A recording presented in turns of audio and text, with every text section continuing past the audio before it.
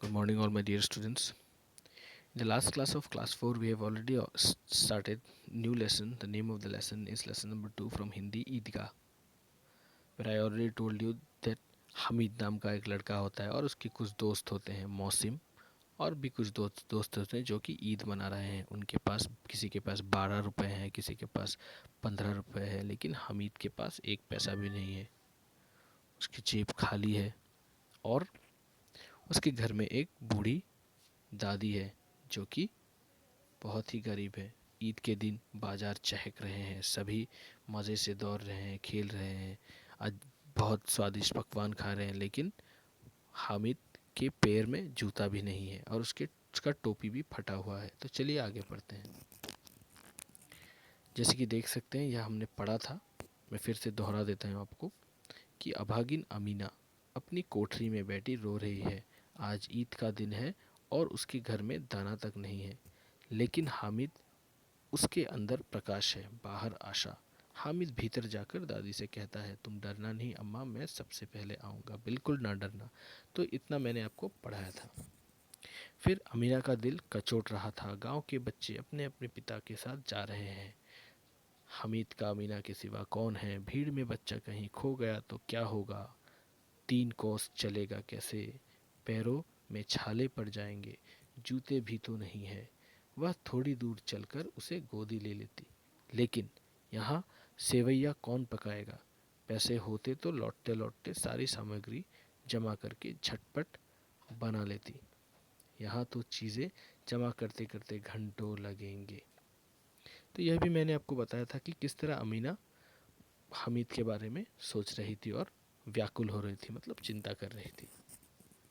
फिर देखिए, गांव में रेला चला और भी बच्चे के साथ हामिद जा रहा था। शहर का दामन आ गया। सड़क के दोनों ओर अमीरों के बच्चे हैं। बड़ी बड़ी इमारतें, अदालत, कॉलेज, क्लब, घर आदि दिखाई देने लगे। हलवाइयों की दुकानें मिठाइयों से सजी हुई थी। अब बस्ती धनी होने लगी। अब बस्ती घनी होने लगी। ईदगाह जाने वालों की टोलियां नजर आने लगी। एक से एक भड़कीले वस्त्र पहने हुए सहसा ईदगाह नजर आया। लाखों सिर एक साथ सजदे में झुक जाते हैं, फिर सबके सब एक साथ खड़े हो जाते हैं। नमाज खत्म हो गई, लोग आपस में गले मिल रहे थे। तो देखिए यहाँ पर क्या लिखा है कि गांव में रेला चला। रेला चला मतलब, रेला मतलब यहाँ पे रेला का अर्थ है कि बहुत लोगों का जमा होना। जैसे कभी भी कोई भी फेस्टिवल होता है, उत्सव होता है, तब बहुत सारे लोग जमा होते हैं, उसी को रेला चला कहा गया है।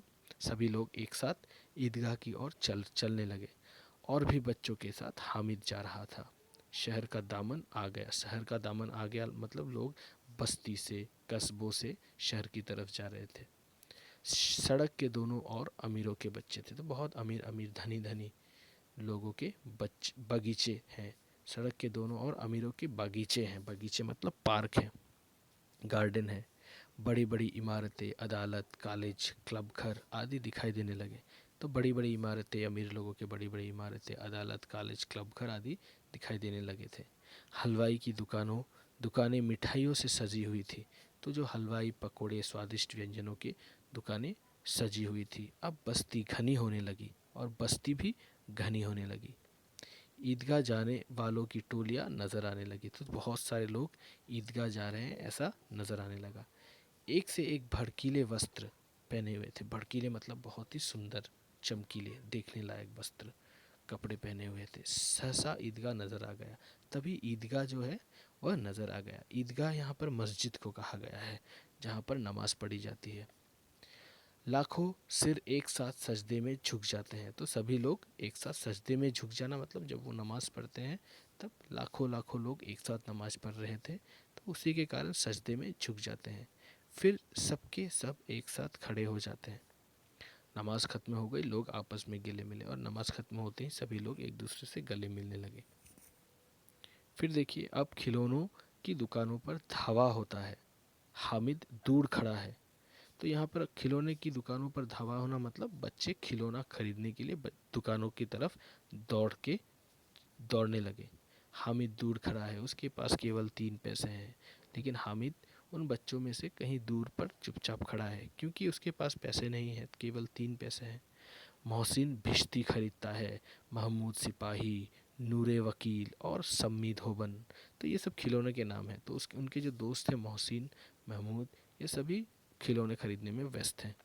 हामिद खिलौनों को ललचाई आंखों से देखता है। वह अपने आप को समझाता है, मिट्टी के तो है, गिरे तो चकनाचूर हो जाए। तो हामिद खिलौनों की तरफ तो बहुत ललचाई हुई आंखों से देखता है, लेकिन वह खरीदने की उन्हें सोचता भी नहीं है। और मन ही मन खुद को समझाने के लिए वो कहता है कि ये सब खिलौने तो मिट्टी के ही हैं, गिर गए तो टूट जाएंगे, चकनाचूर हो जाएंगे। फिर मिठाइयों की दुकानें आती है। किसी ने रेवड़ियाँ ली, किसी ने गुलाब जामुन, किसी ने सोहन हलवा। मोहसिन कहता है, हमीद ले रबड़ी ले ले, कितनी खुशबूदार है। हामिद ने कहा, रखे रहो, क्या मेरे पास पैसे नहीं है। तब फिर उसके बाद खिलौनों की दुकानों के बाद मिठाइयों की दुकान आता है, हलवाई का दुकान आता है। और उनके जो दोस्त थे मोहसिन, वो बहुत सारे स्वादिष्ट हलवाई, रेवड़ी, यह सब खरीदने लगता है। और हामिद को देखकर कहता है कि हामिद, रेवड़ी ले ले, कितनी खुशबूदार है। लेकिन हामिद के पास तो पैसा नहीं है। लेकिन वह मोहसिन से कहता है कि रखे रहो, क्या मेरे पास पैसे नहीं है। वो कहता है, क्या मेरे पास पैसे नहीं है, मैं नहीं खरीद सकता। तो आज की कक्षा में यहीं पे समाप्त करता हूँ। दूसरी कक्षा में मैं आपको इस पाठ के बारे में फिर से बताऊंगा। तब तक के लिए धन्यवाद।